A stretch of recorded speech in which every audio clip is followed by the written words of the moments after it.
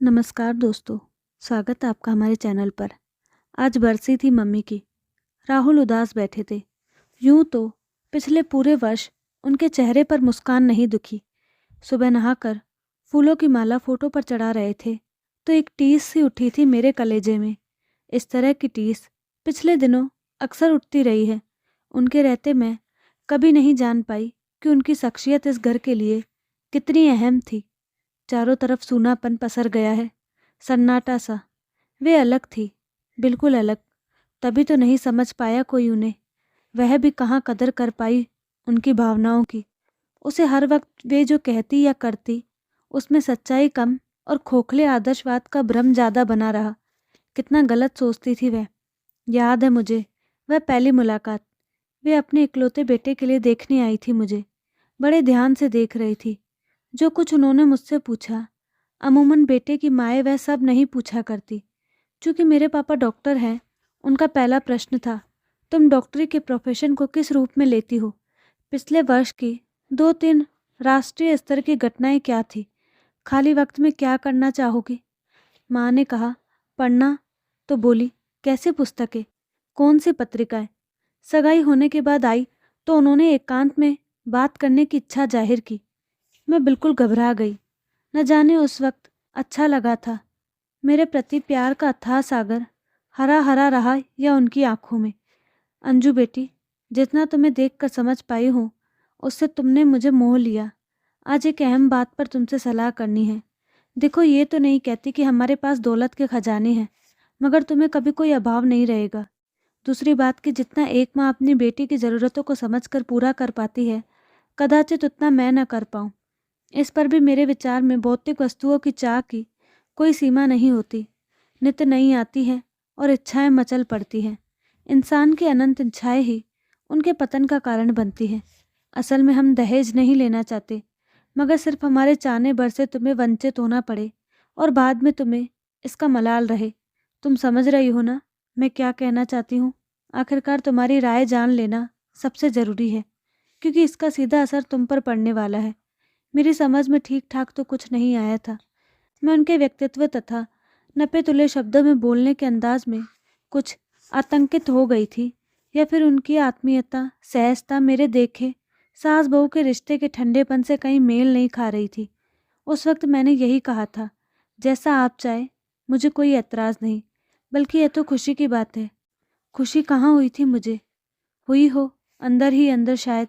उनके इस निर्णय के पीछे स्पष्ट दिखती द्रव की अनासक्ति को कहाँ देख पाई थी मेरी आंखें। कैसी अजीब बात थी। जो अच्छाई शीशे की तरह सामने थी, उसमें भी सभी को खोट नजर आया था उस वक्त। किसी ने कहा, उन्हें अपनी प्रशंसा करवानी है, तभी ऐसा कर रही है। पर यह कोई नहीं सोच पाया कि पहले त्याग करना होता है, तब प्रशंसा पाने का हक बन पाता है। उनके अपने रिश्तेदारों को यह निर्णय अटपटा लगा। जो कार्य लीक से घटकर हो, वह अटपटा तो लगना ही था। मुझे उन्होंने लाखों की भीड़ से छांट कर अपने बेटे के लिए चुना। उसका कारण मेरी शिक्षा, मेरा व्यक्तित्व, भले वह साधारण ही रहा हो, परंतु उन्हें मुझ में अंतहीन संभावनाएं नजर आई थी। उसकी अहमियत मैं ही नहीं जान पाई। मुझे थोड़ा उदास देखते ही राहुल से कहती, घुमा लाओ इससे, या मम्मी से कलकत्ता बात कर लो, उदास मत रहो। बाद में माँ बेटे पीछे पड़े कि मुझे पढ़ाई वापस शुरू करनी चाहिए। मैं पढ़ना चाहती थी, पढ़ भी सकती थी, लेकिन नई जिम्मेदारी और पढ़ाई साथ साथ किस तरह हो सकेंगी, इस बात से आशंकित थी। बहरहाल एडमिशन हो गया। मुझे सुबह 6 बजे कॉलेज जाना होता था। लौटती तब तक 3-4 बज गए होते थे। नींद पूरी न हो पाती कि उठने का वक्त हो जाता। दिन भर बाहर रहने के कारण घर के पूरे काम मम्मी को करने पड़ते। ये बात मुझे अक्सर कचोटती रही। उन्होंने एक बार भी जाहिर नहीं किया कि इससे उन्हें कोई तकलीफ है, बल्कि अपनी सहमति व सहयोग से कभी कमी नहीं आने दी। कॉलेज का पहला दिन था। राहुल को कोई काम निकल आया था। मैं मुंबई के लिए नई थी। यहाँ के रास्ते, यहाँ की लोकल गाड़ियों से मेरा विशेष परिचय नहीं हो पाया था। मम्मी मुझे कॉलेज छोड़ने गई। राहुल हम दोनों के साथ जाते हुए फ़ोटो लेता है। राहुल कितने गहरे हैं। जानते हैं, ये लम्हे शायद कम लोगों में नसीब होते हैं कि कोई सास बहू को कॉलेज छोड़ने जाए। मैं अपने मनोगत भावों को छुपा लेने में सिद्धहस्त हूँ, परंतु उस दिन राहुल के साथ न जाने पान की झुंझलाहट ऐसी थी कि ये न सोच पाई कि उनके साथ जाने के अवसर आते ही रहेंगे। याद नहीं, पर मैंने कुछ ऐसी प्रतिक्रिया दिखाई कि मम्मी एकदम बुझ सी गई। परीक्षा के दिनों में घर के किसी कार्य को न करने, पढ़ाई करने की कड़ी ताकीद थी उनकी। मेरे मन में एक अपराध बोध था, जो मुझे करना था वह नहीं कर पा रही थी, अतः अक्सर झुंझला जाती। वे मेरी इस झुंझलाहट को समझ गई थी, अतः मेरी किसी बचकानी प्रतिक्रिया का बुरा न मानती। काश मैं समझ पाती कि उन्हें बहू लाकर काम से निजात पाने से ज़्यादा ज़रूरत बेटी बनाकर मुझे अपने करीब लाने की थी। कभी पड़ोसन से कहते सुना था मैंने, तुम्हारी नीता कॉलेज से आती है तो क्या तुम उसके भरोसे घर के काम बाकी रखती हो? उल्टे जूस का गिलास तैयार रखती हो, अपने सामने बिठाकर नाश्ता करवाती हो, फिर वह वही सोफे पर बसर जाती है, टीवी देखती है, फ़ोन पर गप्पे मारती है। ये भी तो वैसी ही है। क्या फ़र्क है इसमें और नीता में? पता नहीं मम्मी की सीधी सच्ची बात भी मुझे क्यों छू नहीं पाई। मैं कितनी असंवेदनशील कैसे हो गई। वे जो प्रेमवश दे रही थी, मेरे अंदर उतर ही नहीं पाता था।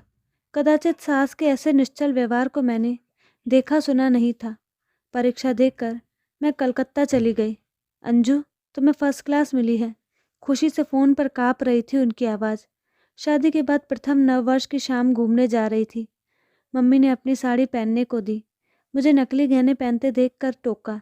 इसके साथ वह हीरे का कंगन मैच करता है। होटल, पिक्चर, रास्ते में न जाने कंगन कहाँ गिर गया। बहुत ढूंढा। डर रही थी मैं। मैंने तो शीशे का एक ग्लास तक टूट जाने पर सासों को डांटते देखा है। न जाने क्या करेंगी। आधी रात को लौटे थे, फिर सो नहीं पाई थी। रात भर में आंखें रो रो कर सूज गई।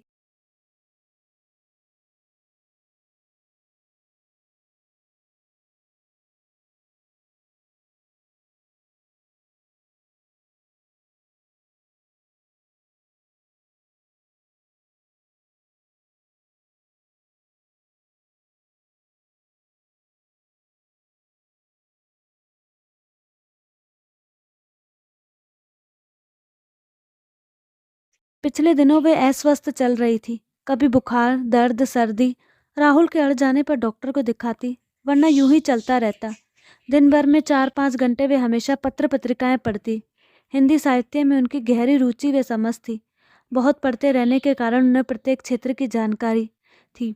फिर भी मुझसे ही पूछती, अंजू, ये दवाई ले लूं या किसी को उपहार देना हो तो क्या ठीक रहेगा? मेहमान आते तो क्या बनाया जाए, मेन्यू बताओ। खुद के मन में कुछ और होता, मगर जो मैं कह देती वह कभी न टालती। इन रोज़मर्रा की छोटी छोटी बातों से मेरे प्रति उनका विश्वास छलकता था, या फिर वे स्वयं आश्वस्त होना चाहती थी। ऐसा भी नहीं था कि उन्हें कभी क्रोध आता ही ना हो।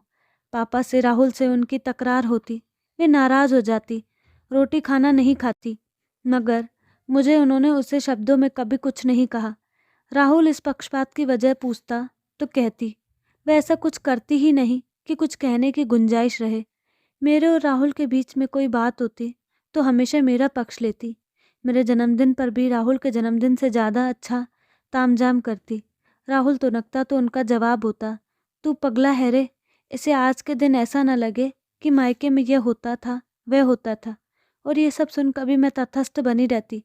मेरा भी मन करता कि वे सभी जिम्मेदारियों से मुक्त होकर आराम करें, मैं उनकी सेवा करूं, मगर ये सब कहना ही नहीं आया मुझे। नहीं कह सकी कभी। मुझे गुड़ियों का बड़ा शौक था बचपन में। एक सुंदर गुड़िया दी थी मासी ने मुझे। मम्मी एक दिन बाजार से हरे रंग का ऊन ले आई। गुड़ियों की घेरदार फ्रॉक, छोटे छोटे जूते, फूबने वाली टोपी बनाने में 2-3 दिन जुटी रही। बेटियों की गुड़ियों को सजाना बयाना न कर पाने की भरपाई की छोटी सी कोशिश थी शायद वो। मेरे मायके से बुलावे का फ़ोन आते ही मुझे भेजने को बेचैन हो जाती। कभी इनकार नहीं किया। हमारे बीच कभी मनमुटाव नहीं हुआ। इस पर भी उनके प्यार से छलकते निस्वार्थ को मैंने समझा तो कम से कम कुछ तो लौटा पाती, जो उनका वाजिब पाना था मुझसे। अब पछताने से क्या फ़ायदा। उन्हें समझता था राहुल। अक्सर राजनीति, संगीत, साहित्य, सिनेमा व सामाजिक घटनाओं पर माँ बेटे बातें करते रहते। राहुल को नींद देरी से आती और मम्मी को गोली लेने पर, जबकि मुझे तकिए पर माथा रखते ही नींद आ जाती। राहुल देर रात तक मम्मी के साथ बातें करता रहता। वे बीच बीच में टोकती, जा कमरे में ना, अंजू इंतज़ार कर रही है। कई बार खुद उठकर सोने चली जाती, तब राहुल उठता। मैं पता नहीं क्या महसूस करती।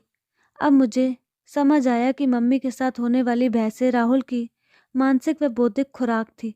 मम्मी कितना चाहती थी कि मैं भी साथ बैठूं और पूरी स्वतंत्रता के साथ अपने विचार रखूं, पर मैं नहीं बन पाई उनकी गोष्ठी की सदस्यता। तभी राहुल साल भर से अनमने हैं, बिल्कुल चुप से। माँ का चला जाना असहनीय तो है ही, साथ ही वे लंबी बहसें, मतभेद और पूरी संजीदगी से अपने पक्ष को स्पष्ट कर पाने पर सुन लेने वाला अब कोई नहीं। कोई ऐसा भी नहीं कि क्रोध से उबलते राहुल को दुगने क्रोध से डपट कर शांत कर दे। माँ बेटे के लाख चाहने पर भी उनकी बातों में रस नहीं ले पाई। यदि ले पाती तो आज राहुल को संवेदनात्मक सहारा दे पाती। पर दोष मेरा कितना था। मैंने तो सासों के गड़े गड़ाए सोचे देखे थे, निर्मम, क्रोधी, असहिष्णु, संकीर्ण। यहाँ जो मिला वह न्यारा था। उसे समझना, उस पर विश्वास कर पाना कठिन था। समय की ज़रूरत थी और समय ही नहीं मिला था। शेष रह गया था पछतावा। तो दोस्तों, आपको कहानी कैसी लगी? अपनी राय कमेंट बॉक्स में ज़रूर दें और साथ ही हमारे चैनल को लाइक, शेयर और सब्सक्राइब करना ना भूलें। धन्यवाद।